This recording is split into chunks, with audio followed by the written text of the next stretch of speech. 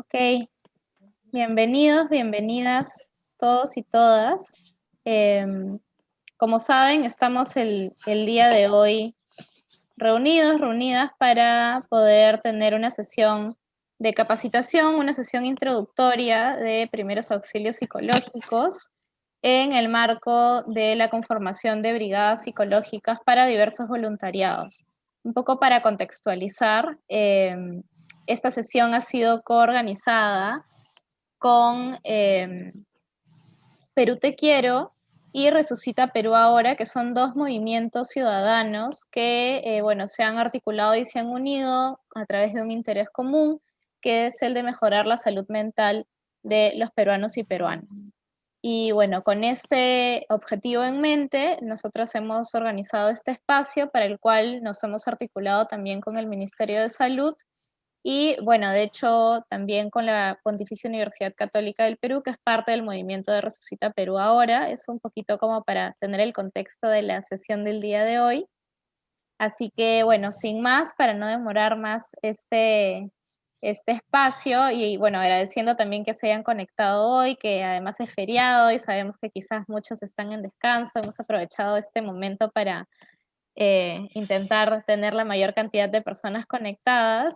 Vamos a dar inicio a esta sesión, así que le doy el pase a la doctora Cecilia Chau, quien es jefa de departamento de psicología de la Pontificia Universidad Católica del Perú, para que nos dé unas palabras de bienvenida. Sí, muy buenas tardes con todos y todas. Realmente estoy muy agradecida por esta invitación y porque tenemos la oportunidad de trabajar en conjunto. Resucita Perú, Perú Te Quiero, el MINSA y la Pontificia Universidad Católica del Perú, uniendo esfuerzos en el trabajo que ustedes están realizando con la finalidad que se puedan ver beneficiados justamente en este tema de los primeros auxilios psicológicos que en realidad la mayoría de nuestra población está necesitando. Justamente antes de iniciar esta conferencia, digamos, por parte de la señorita, de la licenciada Luisa Net, quería comentarles algunos datos importantes sobre la salud mental que son de preocupación, ¿no? Ustedes saben que, bueno, no tengo que explicarles, la coyuntura está llevando sobre todo a que nuestros jóvenes, adolescentes y jóvenes tengan una serie de situaciones difíciles en las cuales se está presentando sobre todo síntomas de depresión, síntomas de ansiedad y también estrés. En ese sentido, quería mencionarles brevemente, hay un estudio que se está haciendo, que se ha hecho, digamos, sobre en el marco de COVID-19, una encuesta a 58.000 personas, hecha por varios autores, entre ellos el otro Cutipé y Bruni. Y llama la atención, por favor, les pediría que apaguen sus micrófonos porque no me permiten llevar a cabo bien la presentación. Por favor, apaguen sus micrófonos. Perdón, Ceci. A ver, No, vamos no a te apagar preocupes, sí, los de todos. sí. Voy a apagar todos, ¿sí? Ya, ahora sí. Puedes quitar tu micrófono, Ceci, para que te podamos seguir escuchando. Ok, perfecto. Entonces les estaba comentando que es muy importante en este momento tomar conciencia de lo que está pasando en la realidad, y en este estudio grande que se ha hecho, justamente se encuentra que en esa muestra de 58.349 personas de un estudio que se ha hecho por el Ministerio y OPS, el grupo etario con mayor afectación depresiva fue el de 18 a 24 años. Entonces, sí es muy importante ustedes que hoy día vamos a recibir todos nosotros esta capacitación, porque ustedes que son voluntarios, seamos conscientes que tenemos una población muy afectada.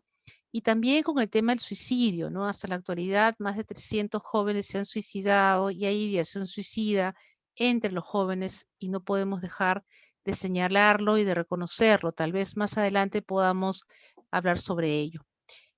Los primeros auxilios psicológicos realmente nos van a permitir a nosotros voluntarios, ¿no? Que estamos trabajando con diferentes grupos de población, digamos, poder conocer cómo a través de esas intervenciones estructuradas y que han demostrado gran eficiencia, tener una herramienta para poder dar, digamos, justamente esa primera mano, esos primeros puentes a las personas que sí lo soliciten. Entonces, con digamos, con estas palabras introductorias, les doy la bienvenida y bueno, tengamos una muy buena jornada esta tarde y agradecemos nuevamente a todos los que aquí presentes de Resucita Perú, Jorge Márquez, Ana Sofía Carranza de Perú Te Quiero, yo también estoy en Resucita Perú, y quien nos acompaña del MINSA, y también nos acompaña de Perú Te Quiero, Elisa Nevado.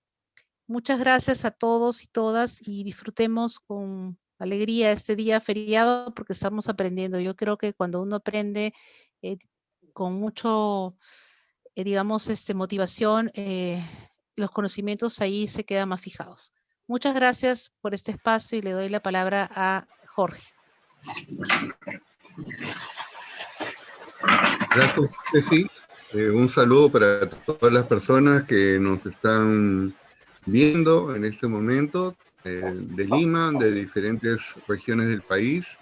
Nos encanta ver esta posibilidad a través de esta plataforma que se llama Resucita Perú, Perú Te Quiero, el MINSA, y también se suma a UNICEF, que forma parte de Resucita Perú, ¿no? Y que es la Unión de Iglesias Evangélicas del Perú, y queremos saludar a todos los pastores y líderes que se han venido sumando de diferentes partes del país para recibir esta charla de tanta calidad, de personas que tienen un alto nivel técnico y que nos pueden dar justamente estas luces ámbar y rojas de lo que debemos estar trabajando, ¿no? Cuando se trata del tema de salud mental, que claro, nosotros hemos siempre intentado abordarla desde nuestro sentido común y desde las buenas intenciones, pero que dentro de esta crisis, dentro de esta pandemia que vive todo el país, pues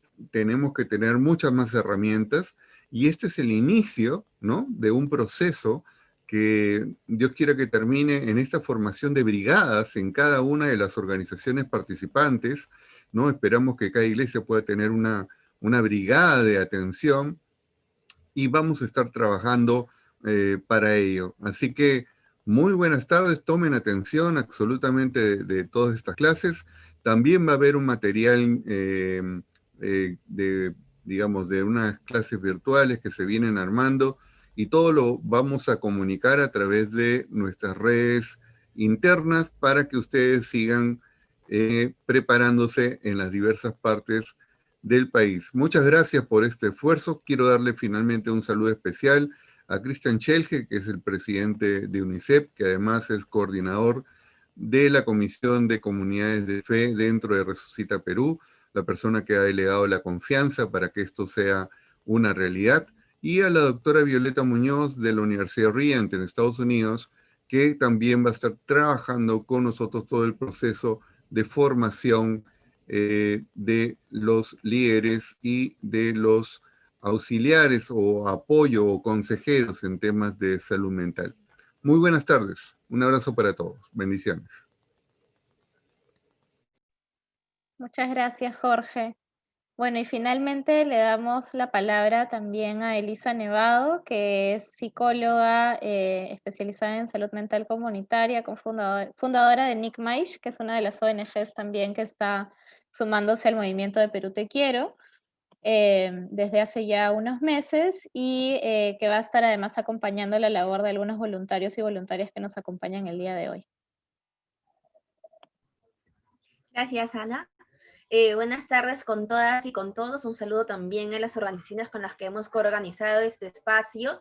Para Perú Te Quiero es un gusto poder compartir este espacio, no solo de capacitación, sino que es el punto de partida para toda una experiencia de servicio en la que psicólogas, psicólogos que se han inscrito al voluntariado Contigo Perú, como hemos denominado en Perú Te Quiero este voluntariado, para que puedan sumarse a partir de esa experiencia a 3 organizaciones. Luego de esa experiencia, las y los voluntarios de Perú Te Quiero serán asignados a 3 organizaciones, entre ellas está NICMAISH, que es un centro de empoderamiento social comunitario.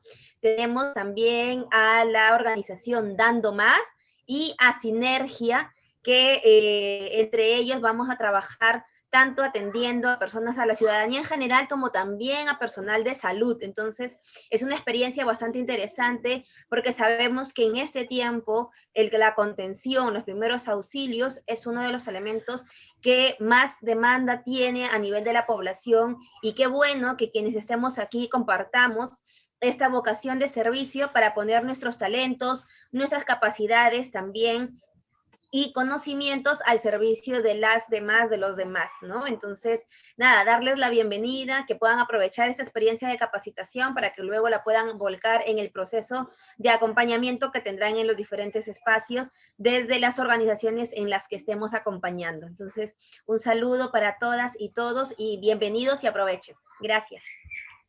Muchas gracias, Elisa.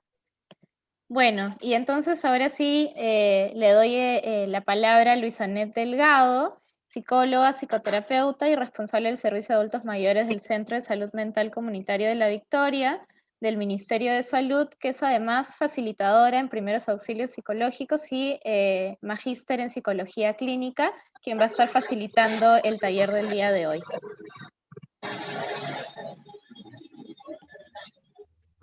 Buenas tardes, un gusto estar con ustedes el día de hoy. Agradezco mucho la invitación y siempre tener estos espacios donde podemos compartir información, experiencias, siempre es bueno, ¿no? Y saludable sobre todo. Entonces el día de hoy vamos a conversar, vamos a brindar información sobre lo que es los primeros auxilios psicológicos, un tema bastante importante, sobre todo en este contexto actual, ¿no? De la pandemia. Vamos a comenzar. Realmente el tema es bastante amplio. He tratado de reducir, digamos, en la medida de lo posible, pero igual vamos complementando con algunas preguntas al final. Bien, comenzamos.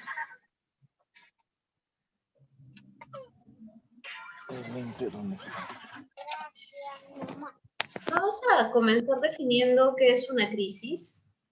Y una crisis como parte, digamos, de una situación, ¿no? En una situación que es impactante para la persona, esta va a generar un estado de alteración y de desorganización, sobre todo en el estado emocional de la persona, ¿no?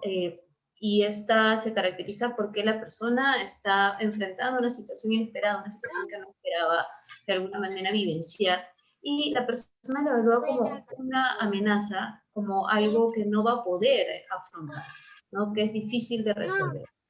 Estas crisis van a tener un impacto en las personas en las diferentes áreas, tanto en el aspecto físico, en el aspecto del área cognitiva, de los pensamientos, a nivel emocional, en sus relaciones sociales y también en su conducta.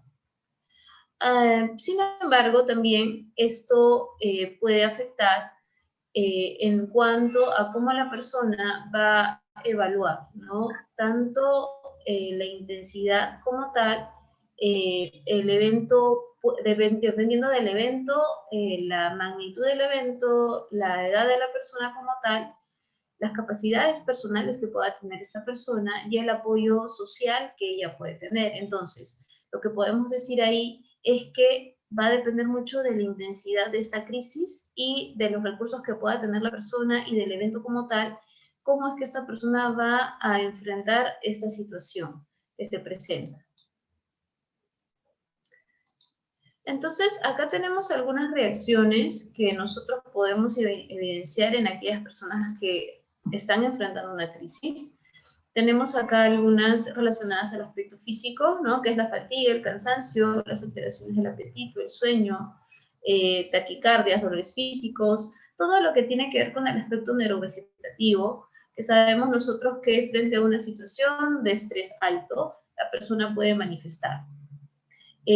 También se da un empeoramiento de lo que es las condiciones crónicas, ¿no? Como la diabetes, presión alta, puede ser hipertensión, algunas personas que de alguna manera tienen alguna enfermedad que tiene que ver con la parte inmunológica. También tenemos en el nivel cognitivo pesadillas recurrentes, problemas de atención, memoria, dificultades para la toma de decisiones.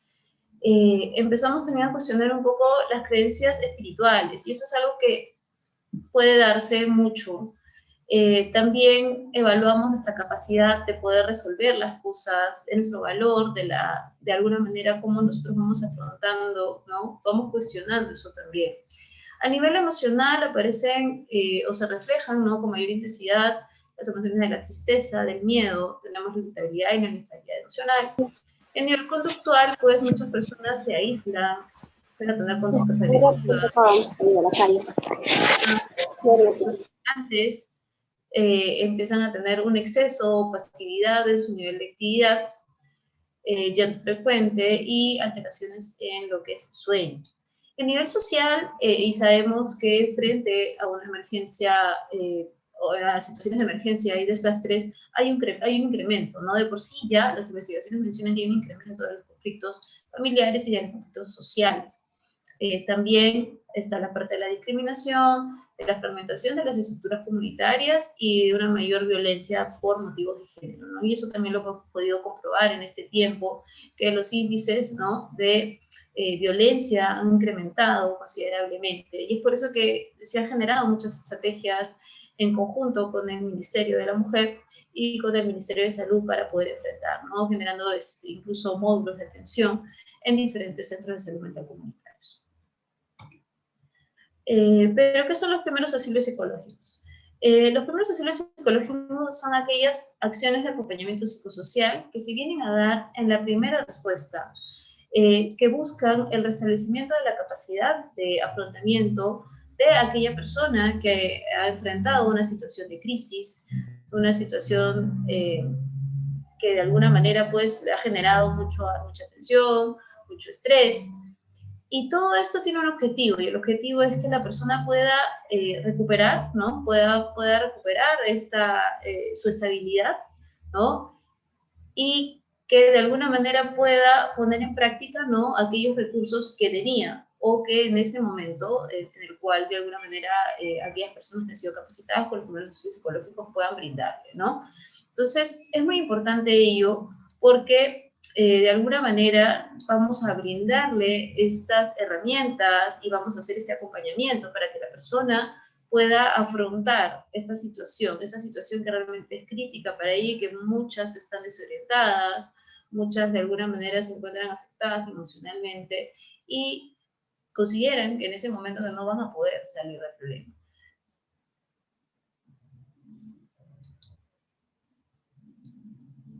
Pero ¿a qué crisis nos estamos enfrentando en este tiempo, ¿no? En este tiempo nosotros estamos enfrentando una crisis que no hemos vivido antes, ¿no?, que es la pandemia del COVID-19, y que estas traen diferentes tipos de crisis en conjunto, ¿no? Una de ellas es la amenaza a la salud, ¿no? Nosotros estamos muy expectantes con respecto a cómo de alguna forma nos movilizamos. ¿Por qué? Porque tenemos en pocas palabras, el peligro inminente fuera, ¿no?, de contagiarnos, de poder adquirir el COVID como tal. También hay una crisis con respecto a la pérdida de los vínculos sociales que normalmente pues teníamos, la cercanía con nuestros seres queridos, amigos, lo hemos perdido también porque estamos en el distanciamiento físico como tal. También hay otra crisis que es la estabilidad laboral, ¿no? Muchas personas acá en el Perú han perdido el trabajo y esto genera en las personas mucho estrés. Vamos a hablar también más allá, ¿no? A muchas personas esta situación de inestabilidad laboral ha generado depresión, situaciones donde de alguna manera han recaído en situaciones de trastornos de ansiedad o trastornos de adaptación.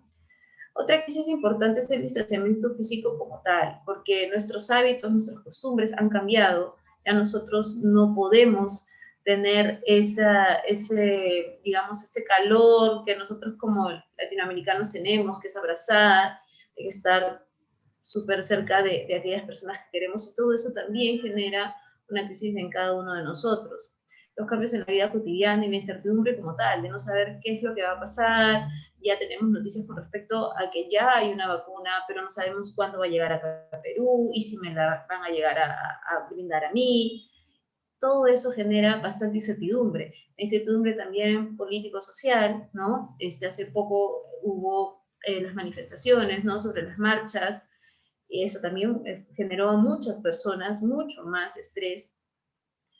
Y también tenemos el mayor riesgo para la población vulnerable, ¿no? Aquellas personas con aquellas características como niños, niñas, adolescentes, mujeres embarazadas, personas que viven en violencia, las personas que son migrantes. Entonces, realmente para ellos esta situación ha sido mucho más difícil. Todas ellas, entonces, no es que solo la pandemia en sí venga a ser la crisis como tal, sino es que ella nos trae consigo muchas más crisis. Y todas ellas, de acuerdo a la persona, de acuerdo a cómo cada uno va a evaluar, puede, digamos, manifestarse, ¿no?, de diferentes formas. Estos son, digamos, 4 puntos claves que nosotros debemos tomar en cuenta cuando hablamos de primeros auxilios psicológicos, ¿no? Entonces, ¿a quiénes están dirigidos, no? Principalmente. Están dirigidos a cualquier persona que ha sido víctima o se encuentra afectada por una situación de crisis como tal, ¿no? Cualquier situación de crisis estamos hablando, ¿no? No solamente con respecto a la pandemia, sino estamos hablando de una situación de desastres, ¿no? Por ejemplo, yo tuve la oportunidad de estar con las personas del incendio de Villa Salvador, ¿no? Y también he tenido la oportunidad de poder liderar un equipo de primeros auxilios psicológicos para las personas que fueron víctimas de las marchas de hace poco, del día 14 del mes pasado. Entonces, los primeros auxilios psicológicos se pueden brindar a cualquier persona que se encuentre en crisis, ¿no? ¿Quiénes lo brindan? A veces cuando leemos primeros auxilios psicológicos pensamos que solamente los psicólogos podemos hacerlo y en realidad no. Podemos realizarlo cualquier persona que ha sido capacitada con esta técnica, ¿no? Porque los primeros auxilios psicológicos es una técnica que cualquier persona, ya sea profesional de la salud o no, puede, digamos, brindarla siempre y cuando, claro está, tenga la capacitación debida. ¿Cuándo se brindan los primeros auxilios psicológicos? Los primeros auxilios psicológicos se brindan lo más pronto posible, ¿no?, ocurrido el evento. Se habla en un principio que tendría que ser dentro de las 72 horas inmediatas ocurrido el evento, pero ya conforme ha ido, digamos, avanzando con respecto al impacto, ¿no?, de cómo de alguna manera resulta, ¿no?, el efecto de brindar los primeros auxilios psicológicos, se van dando cuenta que en realidad, mientras lo más pronto posible sea, igual va a haber una respuesta de la persona favorable. ¿Y dónde se brinda? Lo ideal es que nosotros, dentro de los primeros pasos, podamos buscar un lugar seguro para la persona, un espacio donde la persona pueda sentirse de alguna manera escuchada, protegida, ¿no? Vamos, un ejemplo, ¿no? De pronto yo llego al lugar y tengo que habilitar un espacio para poder estar con la persona donde no hayan otras, ¿no? Donde no hayan otras de pronto que puedan escuchar, lejos también de los medios de comunicación, porque cuando hay una situación de emergencia, donde hay un desastre como tal, la prensa siempre está y la prensa a veces no nos va a ayudar mucho, ¿no?, a poder realizar esta técnica. Entonces tenemos que buscar este espacio, ¿no?, donde la persona se pueda sentir cómoda y libre, ¿no?, de poder hablar. ¿Cuáles son los componentes, ¿no? ¿Cuál es el paso a paso de poder implementar esta técnica? Tenemos 3 pasos, que es el observar, escuchar y conectar.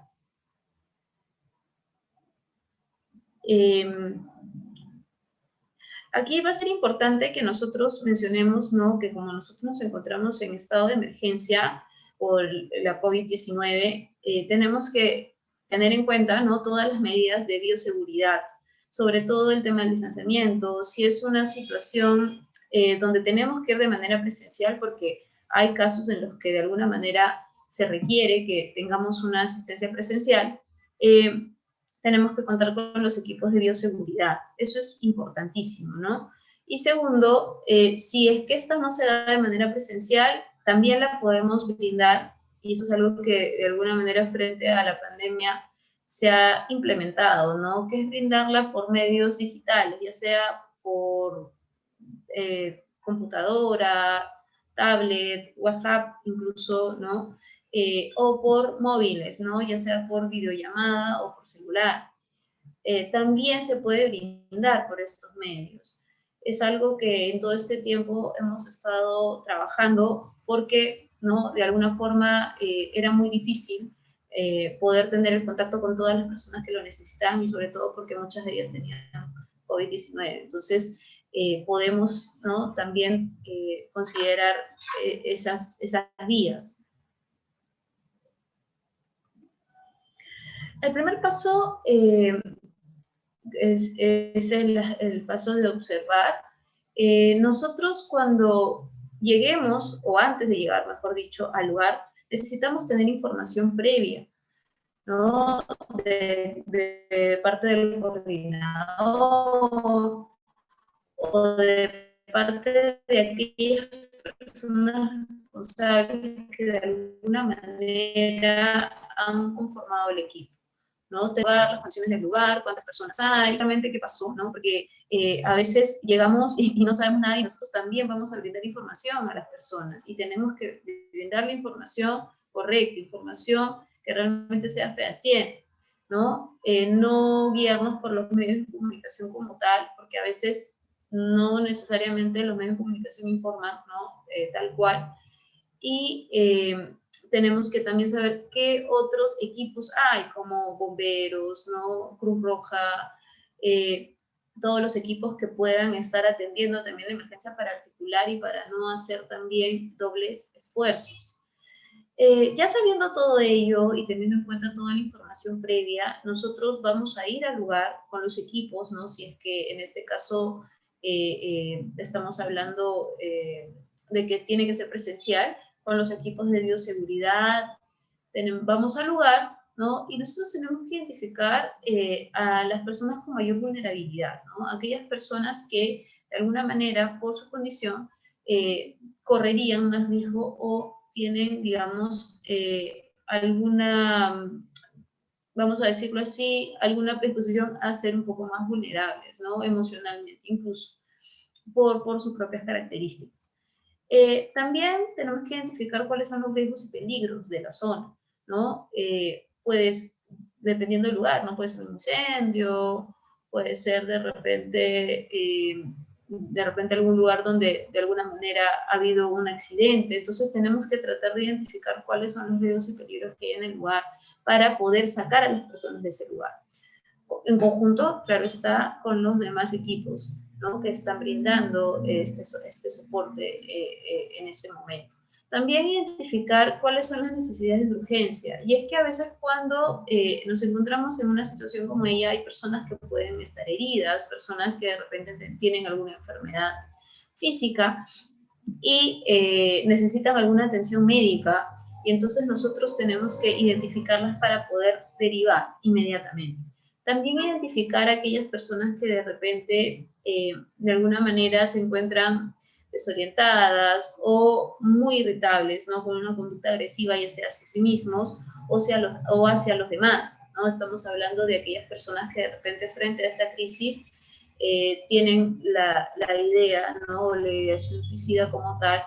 Entonces también hay que identificarlas porque en esos casos tenemos que derivar también porque necesitan una atención especializada, ¿no? Entonces la parte de observar conlleva todo ello y todo eso es importante también que nosotros podamos tenerlo registrado. Yo sé que es complicado, ¿no? Porque estamos en una situación de emergencia como tal, pero tenemos que buscar la forma para apuntar. ¿Por qué? Porque para todo esto es muy importante tener un registro, ¿no? Entonces, ¿por qué? Porque nos va a servir también para hacer el seguimiento posterior.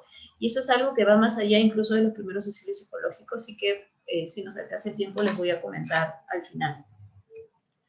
Bueno, ¿cuáles son las personas que pueden necesitar una atención especializada, ¿no? Niños, niñas y adolescentes, personas con problemas de salud, tanto física como mental, ¿no? Y eso también es súper importante porque si una persona que de alguna manera tiene un trastorno mental o se encuentra enfrentando un problema psicosocial, ya sea por violencia, ¿no? O por otros tipos, de alguna manera va a ser mucho más vulnerable y su reacción a nivel emocional puede llegar a ser mucho más intensa. Entonces es importante que podamos identificarlas. También porque hay personas que frente a una emergencia no tienen su medicamento, por ejemplo, personas que pueden tener diabetes, ¿no? O personas con asma, que pueden tener una crisis asmática. Entonces es muy importante eso, y también es importante por eso identificarlas, pedir sus datos, ¿no? De todos ellos, y también hacer un registro de qué medicamentos están tomando, ¿no? Tanto a nivel farmacológico para personas con trastornos mentales también, ¿no? Eso es súper importante tenerlo en cuenta, porque nosotros también estamos facilitando en ese tiempo una ayuda como una primera respuesta. Entonces, es importante tener esos datos. También identificar mujeres embarazadas, ¿no? Porque pueden necesitar alguna atención con algún profesional, enfermera, porque muchos de los equipos están formados por enfermeras también. Entonces, para poder contactarlos. Madres con bebés o niños pequeños también, porque los niños son personas muy vulnerables. Ya también vamos a hablar de cómo es que podríamos nosotros brindarles los primeros auxilios psicológicos a ellos. Y las personas que puedan ser objetos de discriminación o de violencia. Eso también es muy importante, ¿no? Ahorita en esta situación de pandemia ha habido mucha discriminación, ¿no? Con las personas venezolanas, por ejemplo, o personas que incluso han estado contagiadas de COVID como tal, y los vecinos no los han discriminado, vamos a decirlo así, porque todavía, incluso a pesar de que estamos 9º mes, ¿no? de pandemia como tal, todavía hay mucho estigma, todavía hay mucho desconocimiento con respecto al COVID, lamentablemente. Entonces, hay discriminación de ello, hay mucha violencia intrafamiliar también. Entonces, eso también es importante identificarlo. ¿Por qué? Porque finalmente también vamos a buscar que la persona pueda tener una red de apoyo. Y si esa red de apoyo de repente no puede ser la comunidad como tal, entonces tenemos que buscar qué otras redes de apoyo puede tener la persona.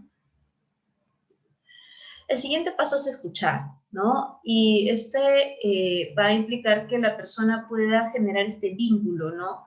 Con la persona que está haciendo la intervención, ¿no? Entonces, nosotros cuando empezamos esta etapa, tenemos que presentarnos, decir nuestro nombre completo, de dónde venimos, ¿no? ¿Para qué estamos ahí? Y decirle que estamos ahí para ayudarlo, ¿no? A veces, y explicarles bien cuál es el tipo de ayuda que les vamos a brindar, porque muchas personas a veces piensan que tú les vas a ayudar, bueno, me ha pasado a mí, ¿no? Que tú les vas a ayudar económicamente, o que tú los vas a ayudar con sus casas, por ejemplo, ¿no? Eso pasó, por ejemplo, en la emergencia del incendio de Villa Salvador. Muchas personas pensaban que los íbamos a ayudar con sus casas, y en realidad nosotros no éramos un equipo para eso. Entonces, siempre es importante clarificar qué tipo de ayuda vamos a brindar, quiénes somos, si de repente tenemos algún tipo de especialidad o de profesión relacionada a salud mental o a salud como tal, decirles, ¿no? Decirles de dónde venimos. Todo ello mediante, pues, aquellas habilidades de lo que se escucha activa, ¿no? Con mucho respeto, sin juzgar. En esta parte, pues, va a ser muy importante que podamos escuchar más que hablar, ¿no? Porque incluso, y eso también está comprobado, y es que las personas con solo hablar y sentirse escuchadas empiezan a restablecer, ¿no? Esta parte de la estabilidad emocional, y también empiezan a restablecer todas aquellas estrategias de afronte que tienen, porque que en ese momento, de alguna manera, no puedan, digamos, orientarse a resolver la situación como tal, o que no puedan recordar las estrategias de afronte, no significa que no las tengan, o que no las hayan tenido nunca, o que nosotros lleguemos recién a enseñarles algo. No, muchas de ellas los tienen, todos tenemos recursos de afronte, ¿no? Sin embargo, como están en una situación de crisis como tal, no lo puedan recordar. Entonces, toda esta parte, ¿no? de estas habilidades que tienen que ver con la empatía, el respeto, nos va a ayudar mucho en este aspecto de escuchar, y también va a brindar la oportunidad de que la persona pueda tener apertura, ¿no? Con nosotros, y que finalmente nosotros podamos brindarle esta ayuda como tal. Esto va a facilitar entonces no solamente esta capacidad de afronte, ¿no? Sino también a que la persona pueda tomar decisiones, ¿no? Que es lo que finalmente, digamos, es uno de los objetivos que tiene también los primeros auxilios psicológicos. Una de las técnicas que se puede usar en esta etapa, ¿no? En esta parte de escuchar, es la técnica de respiración. Y, bueno, no solamente esta, ¿no? Podemos usar diferentes técnicas que de repente puedan ser las más cómodas para nosotros y también, o sea, cómodas en el sentido de que las manejemos, ¿no? Porque aquella técnica que nosotros usemos tiene que ser una que realmente tengamos, digamos, experticia en ello, pero también que podamos identificar que pueda, de alguna manera, a la persona ayudarle, ¿no? Sí, por más que la técnica de respiración sea una de las técnicas más usadas por psicólogos y otros profesionales de la salud, algunas personas a veces no le ayuda tanto, ¿no? Me ha pasado en algún momento que he tenido conocimiento de ello y puede pasar, ¿no? Entonces podemos aplicar otras técnicas, de repente algunos de ustedes pueden manejar el mindfulness, ¿no? Entonces podemos usarlo, podemos usar diferentes técnicas de respiración o técnicas de relajación muscular, ¿no? Podemos nosotros utilizar la herramienta que consideremos. Esta técnica es una técnica que consiste en inhalar profundo, ¿no? Por la nariz, sostener, ¿no? Esta inhalación a la altura del diafragma, ¿no? Donde de alguna manera, pues, se va a tensar la parte abdominal y luego vamos a inhalar, ¿no? Lentamente, pero por la boca. Para hacer este ejercicio, en realidad, como ya nosotros estamos diciendo que vamos a habilitar un ambiente donde la persona va a tener este espacio de privacidad, pues la persona va a estar sentada o echada, si es que tenemos la oportunidad, vamos a buscar que de alguna manera la persona tenga una posición recta, una posición, digamos, donde pueda fluir, ¿no? Porque recuerden, pues, que de alguna manera lo que buscamos es que la persona pueda, de alguna manera, llegar a encontrar esta sensación o esta parte de las emociones que conllevan a lo que es la tranquilidad, ¿no? Lo que es la tranquilidad o la calma.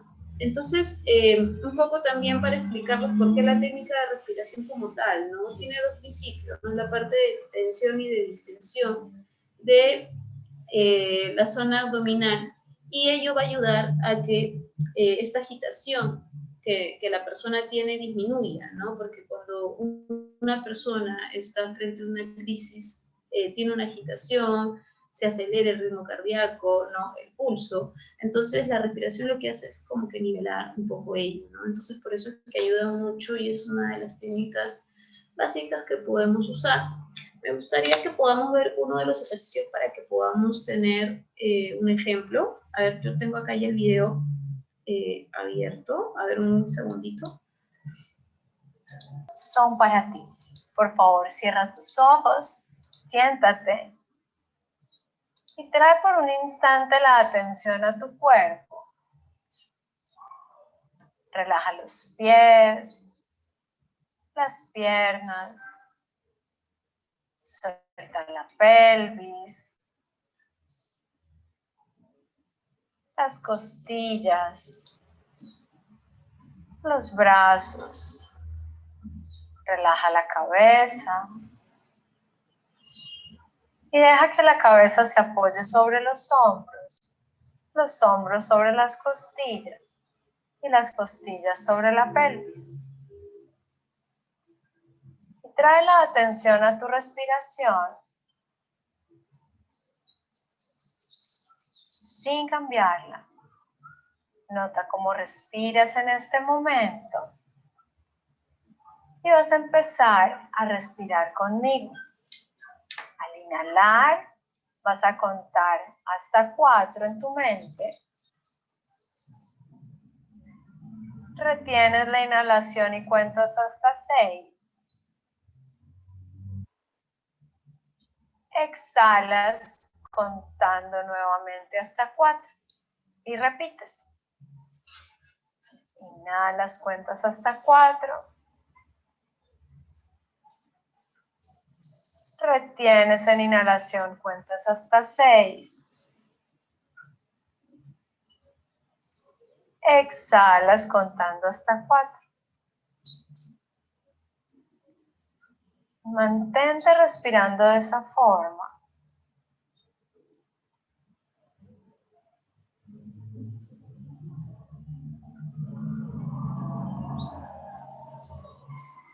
ve sintiendo lo que produce en ti esta manera de respirar.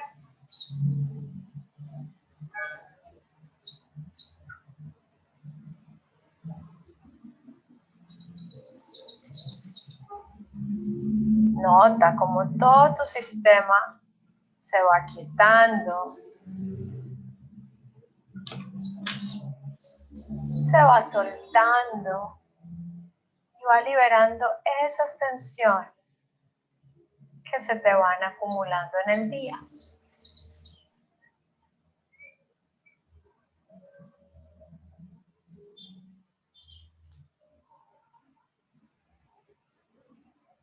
Deja esa respiración, deja el conteo y vuelve a respirar de manera natural,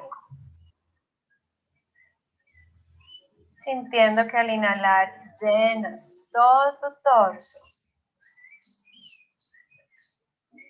y dejando que al exhalar te sueltes y te vacíes completamente.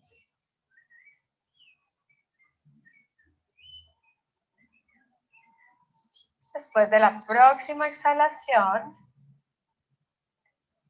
empieza a abrir tus ojos, permitiendo que la tranquilidad siga estando en ti. Soy Sandra Benaim, compartiendo vida.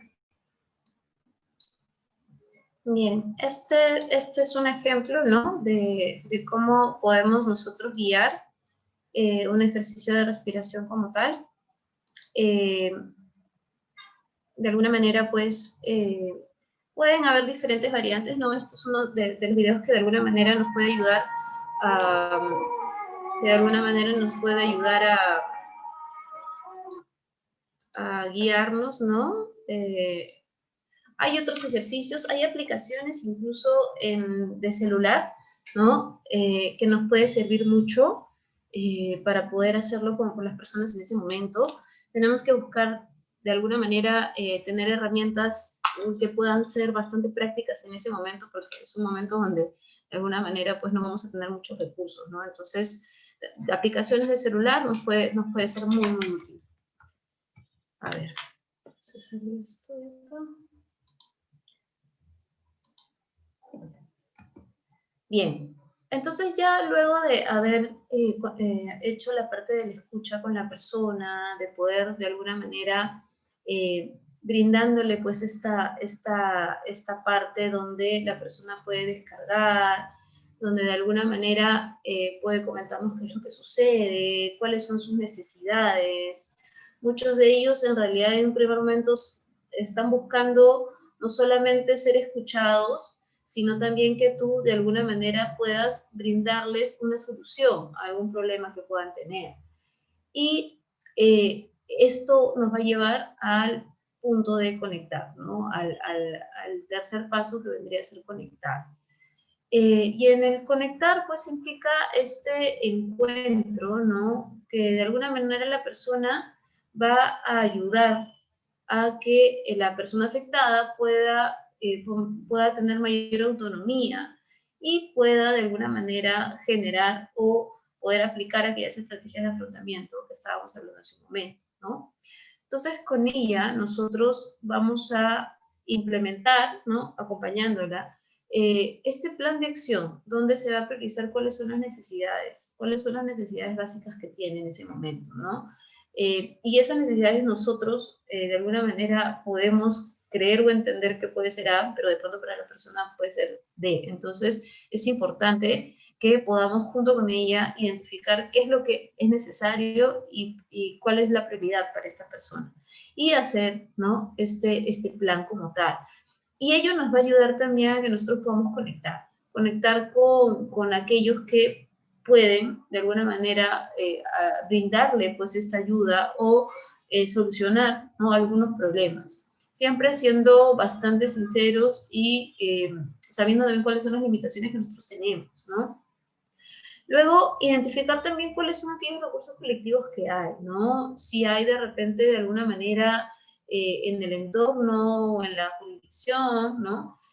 Algunos grupos, ¿no? de autoayuda, algunas comunidades, o algunas personas que de alguna manera se han organizado.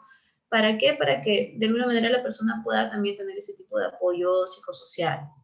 También identificar cuáles son los recursos personales de afrontamiento que tiene. ¿Para qué? Para que la persona pueda de alguna manera tener estas estrategias, ¿no? Como tal, pero también para que ella pueda darse cuenta de que es una persona capaz, de que es una persona que tiene la habilidad de poder afrontar problemas y de que siempre las ha tenido, ¿no?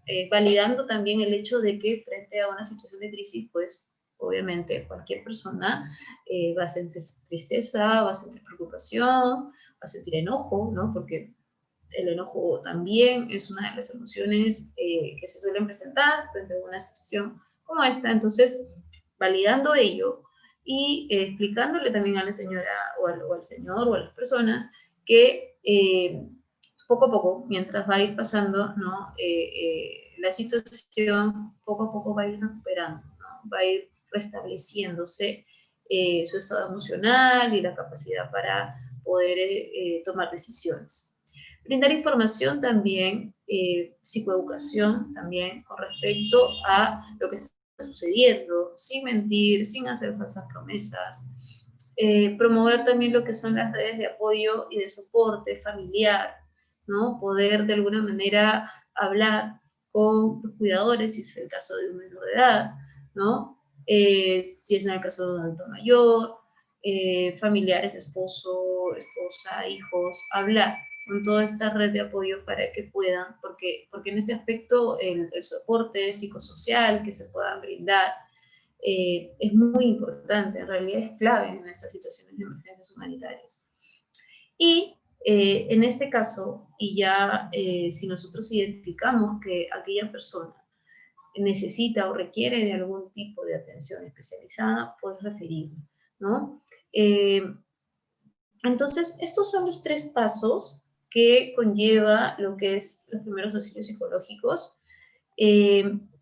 Nosotros, vamos, para poder de alguna manera aterrizar un poco esto, ¿no? De alguna manera nosotros vamos a ir al lugar, vamos a identificar cómo se encuentra, ¿no? El lugar, cómo está la zona.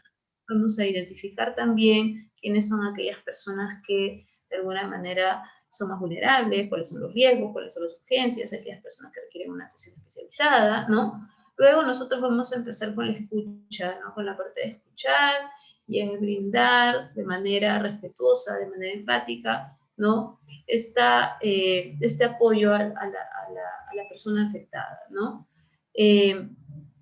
Sin juzgar, ¿no? Respetando sus propias creencias, ¿no? Su propia forma de cómo de alguna manera la persona ha interpretado, ¿no? Aquella situación, para que luego, dependiendo de aquellas, digamos, necesidades o aquellas situaciones que para esa persona son importantes y que finalmente la han conflictuado, poder llegar a esta parte que es conectar, ¿no? Y que significa que nosotros vamos a buscar estos recursos, tanto colectivos, personales, como de sí mismo, ¿no? De esta misma persona, para que la persona pueda salir de esta crisis en la que se encuentra, ¿no? Sin embargo, porque vamos, lo más normal es que una persona entre en crisis frente a una situación de este tipo de impacto, ¿no? Pero a veces, lamentablemente, a partir de una situación de crisis, hay personas que pueden terminar no haciendo un trastorno de ansiedad como tal o una depresión como tal. Entonces, es por eso que es importante el seguimiento, ¿no? Nosotros, en cuanto a las brigadas, ¿no? De primeros auxilios psicológicos, lo estamos brindando en este tiempo, porque ha habido muchas personas que, frente a todas estas situaciones que se han estado presentando en la pandemia, se les ha hecho todos los pasos del PAP como tal, pero seguido se les ha hecho, pues, este acompañamiento psicosocial también. Y hemos ido identificando que algunos de ellos han necesitado o necesitan un especialista, ¿no? Y lo ideal es que se pueda referir al centro de salud mental comunitaria más cercano. Y ahora un ratito lo vamos a conversar. Entonces, pero vamos a hablar antes de ello de cuáles son aquellas reacciones que pueden tener los niños, niñas y adolescentes también, porque no todos reaccionamos igual. Sabemos que los adultos, ¿no? En general, tenemos, digamos, de acuerdo a las características clínicas, ¿no? Una manera, ¿no? Vamos a decirlo, que podemos reaccionar de manera, como dije, ¿no? Con ansiedad, podemos reaccionar con tristeza o con enojo, pero los niños tienen diferentes reacciones y estas se pueden dar por etapas, ¿no? Por etapas, por grupos etarios. Entonces, de 0 a 3 años, los niños se vuelven mucho más dependientes de los padres, ¿no? Vuelven a conductas de un niño menor a la que tenían y suelen tener dificultades para dormir y para comer, ¿no? Están fastidiados, ¿no? Luego, los niños de 4 a 6 años suelen también tener pesadillas y dificultades para dormir, presentan irritabilidad, pero su nivel de energía o aquellas conductas que normalmente hacían pueden cambiar. Entonces es importante también tener, digamos, presente ello para poder identificarlo y también poder manejarlo. De 7 a 11 años aumenta el miedo y el temor, también puede afectar lo que es la memoria, la atención, la concentración, ello va a alterar también el rendimiento escolar y la parte social también, ¿no? Suelen aparecer manifestaciones clínicas, incluso como tal, de ansiedad. Entonces, aparece por ahí la irritabilidad y la preocupación excesiva. Y de 12 a 17 años, ¿no? Pueden sentir vergüenza o culpa, pueden aislarse también y tener conductas de riesgo, ¿no? Autolesivas también. Y suelen, por la misma situación, pueden también mostrar irritabilidad. En cuanto a los primeros auxilios psicológicos en niños y niñas, nosotros tenemos que ver, porque a veces cuando pasa una situación de emergencia, y sobre todo en situaciones de emergencias humanitarias, podemos llegar a la zona o incluso identificar niños que puedan no tener un cuidador, ¿no? Pueden haber niños que hayan estado abandonados o que en una situación de un desastre como tal, se hayan perdido en ese momento. Entonces, es importante pues identificarlos para que nosotros podamos hacer la derivación, ¿no? Con aquellas instituciones correspondientes. Y también aquellos niños que de alguna manera puedan tener algún tipo de lesión para que puedan recibir una atención médica, ¿no? Eso con respecto a la parte de observar. Con la parte de escuchar, nuevamente, ¿no? Igual, con mucho respeto. En este sentido sí va a ser importante el contacto, ¿no? A veces como psicólogos y de acuerdo a nuestra formación como tal, algunos, digamos, están de acuerdo con tener esta cercanía y otros no, pero recordemos que aquí no estamos asumiendo un rol, ¿no? De psicólogo como tal, sino más bien de una persona que va a brindar una ayuda humanitaria. Entonces, sí es válido que podamos tener una cercanía con las personas y sobre todo con los niños y niñas que de alguna manera pues se sienten muy inseguros en ese tiempo, ¿no? Crear un clima de confianza para que pueda haber la expresión emocional y eso es un aspecto muy importante, no solamente en los menores, sino también en los adultos. Y que estas intervenciones puedan ser a través de actividades lúdicas y artísticas. Y eso es algo muy importante porque cuando vamos a brindar primeros auxilios psicológicos es necesario que podamos llevar también como parte de las herramientas que vamos a usar, de los instrumentos, pues tener equipo para jugar también, ¿no? Yo recuerdo mucho cuando pasó esto de Villa Salvador que estábamos, identificamos eso y era importante que también tengamos juegos, digamos, cosas para pintar, para poder conversar con los niños y que también puedan de alguna manera tener esta parte de la expresión emocional, ¿no? Entonces es importante también contar con estos materiales. Y en la parte de conectar, pues, poder de alguna manera recordar, ¿no? Con ellos cuáles son sus recursos de afronte, porque todos lo tenemos, como ya lo he mencionado antes. Poder hablar con el cuidador, con los cuidadores, para poder reforzar algunos puntos, para poder hacer psicoeducación también, porque algunos niños pueden estar más irritables, como ya había mencionado antes, son más tristes, son más ansiosos, entonces tenemos que explicarle eso al cuidador y dejarle pautas también para que pueda manejar esas situaciones en casa, ¿no? Y bueno, lo que ya les había mencionado, ¿no? Las instituciones y servicios de protección. Y a veces tenemos esta, digamos, duda, ¿no? De si le digo al niño o a la niña lo que ha pasado realmente, ¿no?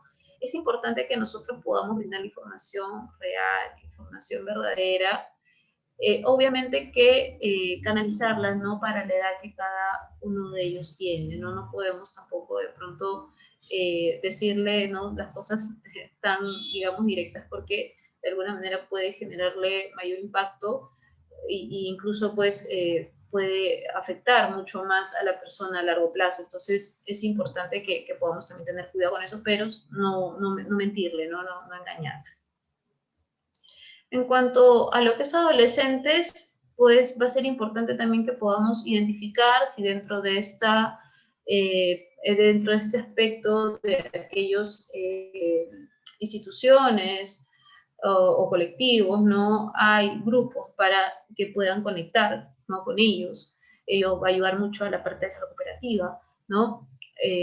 Pero ya como también son adolescentes, va a ser muy importante también que respetemos sus decisiones y su autonomía, porque si no se van a sentir invadidos, ¿no? O invalidados también. Diferenciar también cuáles son las actividades que se van a hacer, porque no podemos hacer las mismas actividades con ellos que con las que hacemos con los niños y niñas, ¿no? Ellos están en otra etapa de vida. Y también reforzar estrategias con los cuidadores, ¿no? En cuanto a los adultos mayores, pues es importante evitar hacer actividades por ellos, porque recuerden que tenemos al contrario, ¿no? Que generar en ellos la autonomía, ¿no? Entonces, nosotros tenemos que buscar no invadir en ese espacio de ellos, ¿no? Procurar que estas personas permanezcan con personas de confianza, ¿no? Si de repente en este contexto han perdido, ¿no? a algún ser querido o a sus familiares, pues buscar a alguna persona que pueda ser de confianza para ellos, ¿no? Y propiciar espacios comunitarios donde ellos puedan compartir sus experiencias, ¿no? Y eso es algo muy bonito porque, por ejemplo, bueno, en diferentes distritos de Lima siempre hay los espacios del adulto mayor, hay diferentes actividades que organizan las mismas municipalidades, donde se les puede invitar a personas de la misma comunidad para que puedan enseñar a otros, ¿no? Entonces estos espacios son muy bonitos y ahora en este contexto lo han estado haciendo online. Ahora ustedes dirán, ¿cómo un adulto mayor lo puede hacer? Sí lo puede hacer, claro que con el apoyo, ¿no? De sus cuidadores. Muchos lo están haciendo y realmente pues es bastante gratificante y ayuda mucho a la recuperación de la persona también.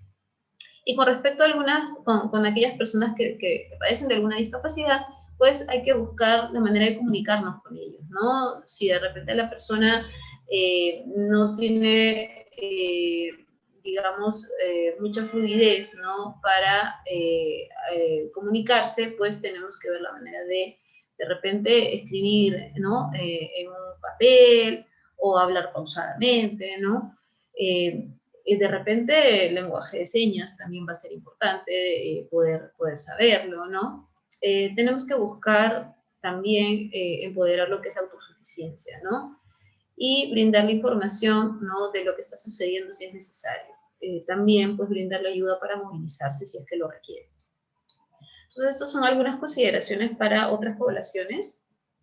Y como les había mencionado en un primer momento, los primeros auxilios psicológicos son estrategias, ¿no? Del autocuidado, son estrategias del acompañamiento psicosocial y que se relacionan mucho, ¿no? Con el autocuidado también. Entonces, para poder hacer el cierre de la intervención como tal, nosotros tenemos que buscar promover estas conductas de autocuidado, ¿no? Y son aquellas que, bueno, en este tiempo las hemos escuchado con mucha frecuencia, pero igual vale poder igual recalcarlas, ¿no? Que es la alimentación, una alimentación balanceada, saludable, ¿no? Que puedan ser en horarios establecidos, que de alguna manera pues pueda ayudar, ¿no? Porque sabemos que la alimentación es muy importante para la salud física y también para la salud mental, ¿no? También fomentar lo que es la higiene del sueño, ¿no? Que las personas puedan tener horarios adecuados de sueño, tratar de regularlos, porque muchas personas de alguna manera frente a una crisis su sueño va a estar alterado, entonces tenemos que buscar estrategias para que la persona pueda recuperar, ¿no?, este aspecto. También buscar lo que son actividades lúdicas, ¿no?, lo que hablamos nosotros, que tiene que ver mucho con la activación conductual, ¿no?, que la persona se mantenga activa, haciendo ya sea cosas que puedan ser gratificantes para ella, tanto como sus responsabilidades como tal, ¿no? Estas pueden ser de manera individual o de manera colectiva, con la familia.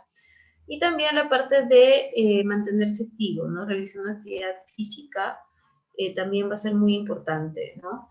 Luego, en el aspecto psicosocial, tenemos que hablar de qué tan importante es la expresión de emociones, la expresión de pensamientos, sentimientos con los familiares, y si de alguna manera, pues, de alguna manera no están cerca, pues tenemos los medios de comunicación, tenemos los medios virtuales que nos permiten y que nos ayudan a estar mucho más conectados ahora, ¿no?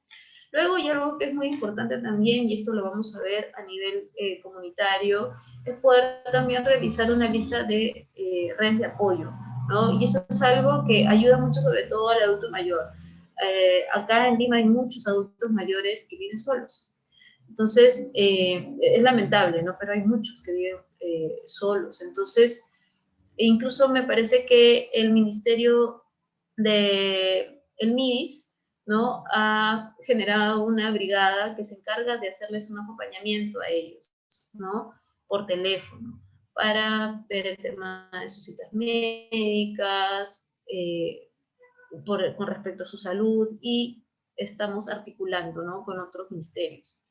Entonces, esta lista de redes de apoyo lo pueden hacer con los vecinos, si de repente viven en un edificio con algunos profesionales de la salud que puedan estar viviendo en el edificio, o de repente en una residencia, o un condominio, o en el mismo barrio, en la misma comunidad, ¿no? Buscar con quién puedo yo conectar si me siento mal, quién me puede ayudar o quién me puede brindar este soporte si es que yo requiero ayuda. Entonces, estas son algunas recomendaciones, ¿no?, de qué hacer y qué no hacer cuando nosotros brindamos los primeros auxilios psicológicos, y nosotros, como ya había mencionado antes, pues tenemos que escuchar más que hablar, ¿no? A veces, como les decía en un momento, ¿no?, necesitamos sí tener registro, datos, ¿no?, datos, nombre, DNI, teléfono, porque vamos a buscar de alguna manera conectar finalmente y ser este canal, este medio para que puedan recibir ayuda, y nosotros también brindar el soporte psicológico y el seguimiento como tal. Y necesitamos tener información, y a veces por esa intención estamos como que buscando más información y no estamos muy concentrados y muy en este rol de, oye, yo he venido acá a acompañar a la persona y escucharla, ¿no? Entonces, tenemos que ir equilibrando este aspecto, porque no, también para la persona no se va a sentir, pues, ¿no?, digamos, abierta, no se va a sentir ayudada y no se cumplir con el objetivo como tal, ¿no? Validar las emociones del otro, ¿no? A veces tenemos nuestras propias formas, nuestras propias creencias, tanto religiosas como con respecto a la cosmovisión del mundo, ¿no?, propias costumbres. Entonces, tenemos que buscar la forma de alguna manera, de validar no solamente las emociones, sino también los pensamientos de los demás, ¿no? Permitir y buscar estrategias para la expresión de ellas también. Identificar y reconocer los recursos personales, y eso es muy importante, ¿no? Porque finalmente a la persona, nosotros, la idea no va a ser que nosotros estemos con ella todo el tiempo, ¿no?, sino que nosotros podamos activar los recursos y dejar que la persona de manera independiente, ¿no?, y autónoma dirigir. Reflejar paciencia y calma, decirles la verdad sobre la situación, y que nuestros mensajes puedan ser claros, ¿no?, y en un ritmo adecuado. Que no ser forzar, ¿no? Nosotros cuando nos vamos presentando y vamos explicándole qué es lo que pretendemos hacer, la persona nos tiene que dar la autorización para poder iniciar con los primeros auxilios psicológicos. No podemos forzarla, ¿no?, si es que no quiere. La persona puede decir, no quiero, como le ha pasado a algunos compañeros en este tiempo, ¿no? Con respecto a las víctimas de las marchas, muchos dijeron, no, ya yo los llamo después, porque ahorita estoy, ¿no? Como que están viendo todo este tema de sus denuncias, entonces no tienen tiempo, ¿no? Entonces nosotros no podemos forzar a que la persona lleve este tipo de acompañamiento. Usar expresiones que invaliden, ¿no? Eso también es muy importante. Regular esto yo sé que a veces es difícil porque, nuevamente, todos tenemos diferentes formas de pensar, de sentir, pero tenemos que ir, como quien dice, con una disposición, ¿no? Abierta, ¿no? Flexible para escuchar. No realizar juicios, no dar falsas promesas, estar atento al discurso y repreguntar. Eso también es muy importante porque ya la persona se encuentra afectada, está desgastada. A veces no somos la primera persona que va y le pregunta, ¿no? Con respecto a qué ha pasado y cómo se siente, sino que ya somos la quinta persona, ¿no? que le viene a preguntar. Entonces, por eso es que al comienzo necesitamos tener toda la información que se ha recabado en un inicio, ¿no? Y para no repreguntar, y si vamos a preguntar, pues estar completamente atentos para no recaer en ello, ¿no? Y mostrar tensión corporal y movimientos bruscos también no nos va a ayudar. Bueno, entonces, nosotros, como les mencionaba hace un momento, luego de todo esto, va a ser importante hacer un seguimiento, ¿no? Sobre todo por lo que he entendido, que la idea es que finalmente puedan armar brigadas, ¿no? Va a ser importante que seguido de esto podamos hacer un seguimiento, ¿no? El seguimiento al inicio es recurrente, ¿no? O sea, puede ser, no sé, todos los días. A mí me ha tocado hacer seguimiento todos los días, después 2 veces por semana, 3 veces por semana, después 1 vez por semana, y vamos viendo cómo la persona va respondiendo, ¿no? Pero si vemos que la persona de alguna manera no está mejorando, que en realidad los síntomas se están acentuando mucho más, y ya estamos identificando que la persona está manifestando sintomatología clara de depresión o de ansiedad como tal, ¿no? Como un diagnóstico como tal, va a ser importante que nosotros podamos derivar, ¿no? Entonces, ¿en qué casos tenemos que estar alertas, ¿no? Sobre todo, bueno, obviamente en personas con diagnóstico previo, ¿no? Personas que de alguna manera haya fallecido algún ser querido, población vulnerable, como ya lo habíamos mencionado también, si hemos identificado violencia intrafamiliar, abuso, negligencia. Y finalmente, pues, ¿a dónde podemos derivar? Nosotros tenemos los centros de salud mental comunitarios a nivel nacional. ¿Alguien prendió su micro? ¿Alguien prendió su micro? ¿Alguien prendió su micro? A ver, un momento, voy a... Comunitario, ambulatoria y especializada a todas aquellas personas que presentan trastornos mentales o problemas psicosociales. Estos pues se encuentran distribuidos a lo largo del país, en la jurisdicción de Lima Centro, ¿no? que es de pronto la que se encuentra, ¿no? Lo que es Lima, Cercado, ¿no? Como tal. Hay 8 centros, pronto se va a abrir un centro en el distrito de Breña. Actualmente hay más de 150 centros de salud mental comunitarios distribuidos a nivel nacional, ¿no? Realmente el modelo comunitario ha dado la oportunidad de que muchas personas puedan ser atendidas y puede ser un referente, ¿no? Para poder derivar. Y es lo ideal en realidad, ¿no? Porque los centros de salud comunitaria están cerca del domicilio, de la casa de las personas. Entonces, y es una atención especializada, ¿no?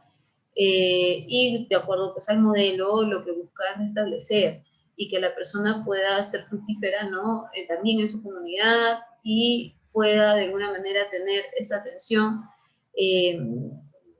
vamos a decirlo así, digamos frecuente, ¿no? Lo que pasa es que lamentablemente pues durante muchos años la atención en lo que es salud mental ha sido dejada de lado, ¿no? Los hospitales daban las citas y los tratamientos eran digamos, con una frecuencia muy, muy pausada, ¿no? Entonces, los centros de salud mental comunitario puede ayudar, digamos, cuando nosotros necesitamos derivar. Bien, entonces les agradezco mucho por su atención